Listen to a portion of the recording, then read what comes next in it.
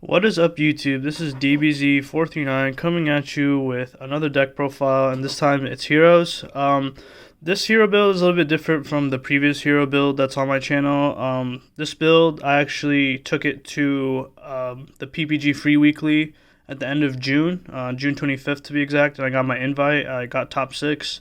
My only loss was to Ryan Yu, who actually ended up getting first place with Sky Strikers, so congrats to him. But I did pretty well at I got 25th, on June 25th, I got 6th place. And then actually on the Players Season 2 Invitational for PPG, I actually bubbled at 9th seed. It was quite a shame because I went X1 all the way to final round. I lost to Dinos last round, and my tiebreakers were bad, and I didn't get my invite to day 2. But I bubbled at 9th seed, top 8 actually get prizes, so unfortunately I couldn't do that. But hey, it's heroes, so how much can you expect? So without any further ado, let's get on to the deck profile, starting on with the main deck. So first off, we run the one Golden Boy, Adusted Gold. All jokes aside, this card is really good just because it helps you get another body on board. To be honest, it's not worth its price tag, but it really does. Bane really does come in clutch in terms of going for game. Next up, we run the triple Faris. This card is almost the heart and soul of the deck, even more so than Stratos. Stratos, usually you use its effect to get into Faris, and Faris, what it'll do for you is basically it can get into, it'll basically tutor out a Vyon, and Vyon gets you your Poly and a dump, which is either Mally or Shadow Mist, and then you can link ladder into Crusader, and then you usually use Crusader effect to search like Liquid Soldier, and then you get onto your plays. So I forgot to mention, but this deck is a going first build. I know a lot of hero players like to go second, but I'd like going first just because I think Dark Claw is such a great card. But with that said, I do run like 10, 11 cards that help me go second-ish. So we'll get to that later in the deck profile. But yeah, Faris is definitely like one of the most important cards. You really can't play heroes without Faris. I mean, you could get away with not running Adusted Gold, but you definitely need Faris. Next up, for the rest of the Vision heroes, the double increase is what you tutor out with the Faris, put in Spell Trap Zone. It does function as a trap card, so some people kind of misplay and like try to MST or Cosmic Cyclone instantly, but then you can just chain. And then also this just for if you're going up against heroes, this is the card to stop. Don't stop Stratos, don't stop Faris. Stop this card's effect on summon from Spell and Trap, and usually you can end a hero player's turn from there. Next up, the double Vyon, which helps, increase summons from deck. And Vyon just does so much for the deck. It dumps, it searches Poly. It's such a great card. It also can become Dark Claw. That's it for the Vision heroes, and then the only Destiny heroes I run is the best one, Mally. All jokes aside, Mally can come back to 3. I mean, I know a lot of people joke around like it jumps from 2 to 3 all the time, but just with the current state of the meta, just in my quick estimation, by the end of August, we're gonna have like a tier 0 format with like 5 decks: Neural and Eldritch, Invoke Dragma, Dragon Link FTK, Adamancipator, and there's one more, Infernobles. So those are going to be the 5 decks that are going to be to beat. And if you give Mally to 3, it really won't help. It really will keep those decks, still where they are. It won't really break any deck, outright. But I really think Mally can come back to 3. Now for the elemental heroes, we run triple Stratos. Obviously the searcher of the deck, the OG normal summon. It's not hard once per turn. It's not even once per turn. Like, you can just use it as many times as you want. It's ridiculous. Also, being able to pop back row is also insane. Just the flexibility is amazing. Next up, we have double Shadow Mist. Shadow Mist is good. You usually want to trigger its effect to search the mass change, but if you can't, you always using the effect to search is nice. Next for one of heroes, we have the one elemental hero, Honest Neos, for game. The one Solid Soldier, which helps you special summon Shadow Mist from grave if you fuse off with it, and also it gets you an extra body on board to get to link ladder, I guess. And then the one Liquid Soldier. This is another kind of expensive card of the deck, but I definitely recommend it because it helps you dig, which is really, really nice. And then also its normal summon effect is really cool. So definitely at least the one of, you could bump it up, but I like it at 1. And then last off, from the non-hero monsters, my hand trap lineup for monsters is Double Ash Blossom.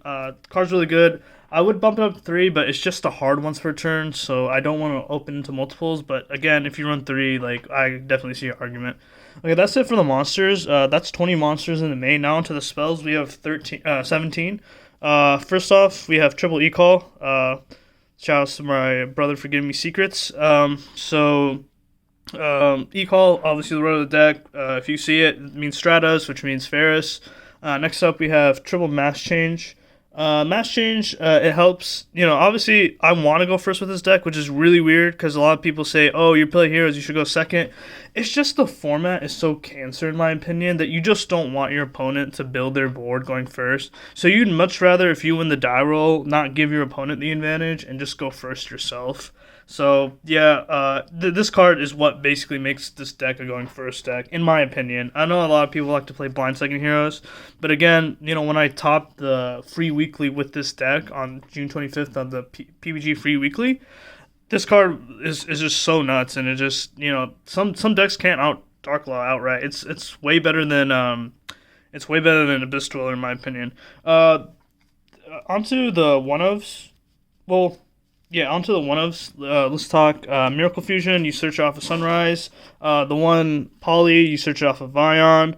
The one Hero Lives. Hopefully this can come back to 2. Either this come back to 2 or give us Mally back. That'd be really nice. Hero Lives is just a really good card to open, but if you have it at 1, it's kind of useless. But if you see it, it's usually Ash bait, but it's still really nice to see. The one of Rhoda. Okay, and then obviously the one of Dark Calling for the Adusted Gold.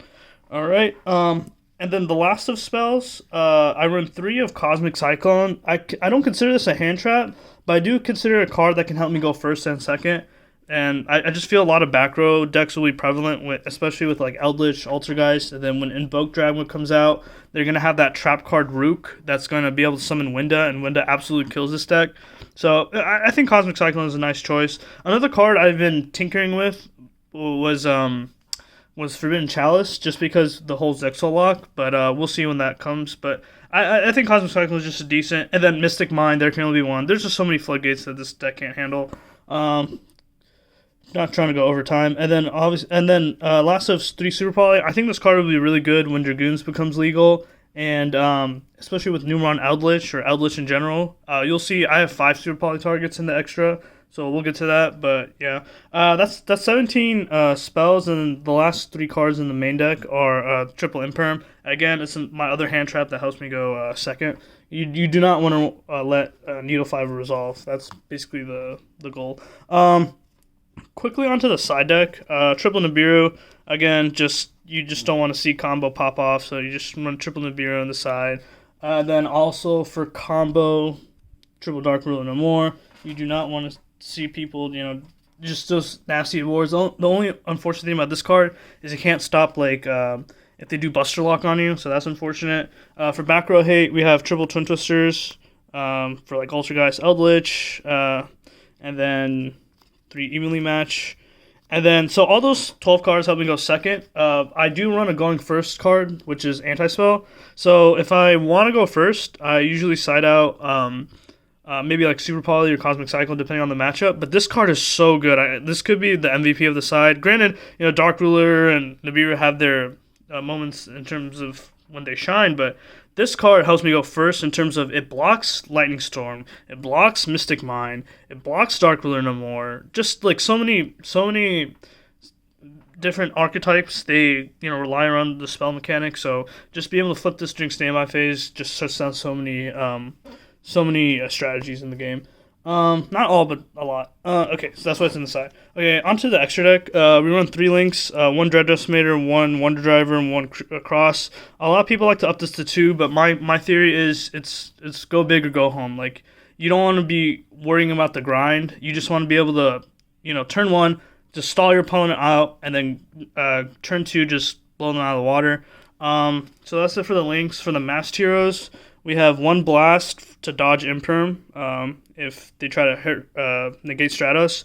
Double Dark Claw, the only multiples I run in the extra deck, because this could be the best card in the extra deck. Just some decks can't function without their graveyard. So that card is amazing. And last of Master Hero is one Acid. This did get reprinted, so for budget players, rejoice. You could pick this up, way cheaper than it was.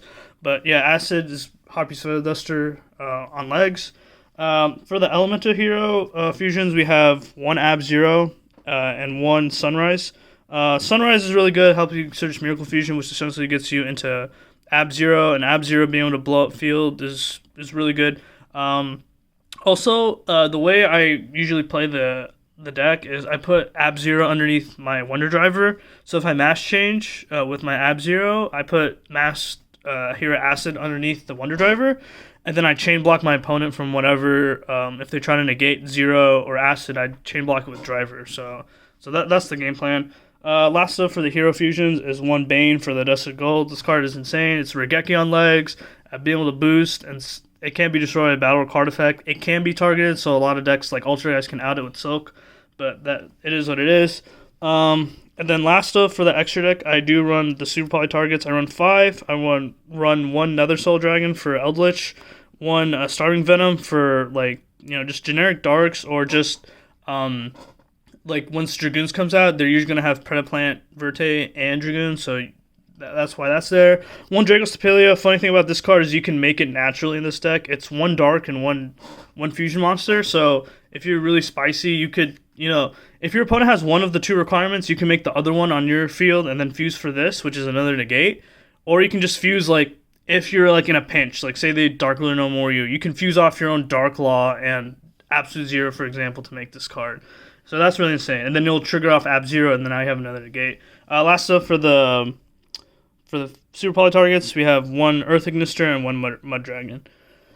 Alright, YouTube, that's it for the deck profile. Thank you guys so much for watching. I will have the deck list down in the deck description below, so feel free to check that out. I'll also have the link to the tournament results that I talked about that I top 8'd.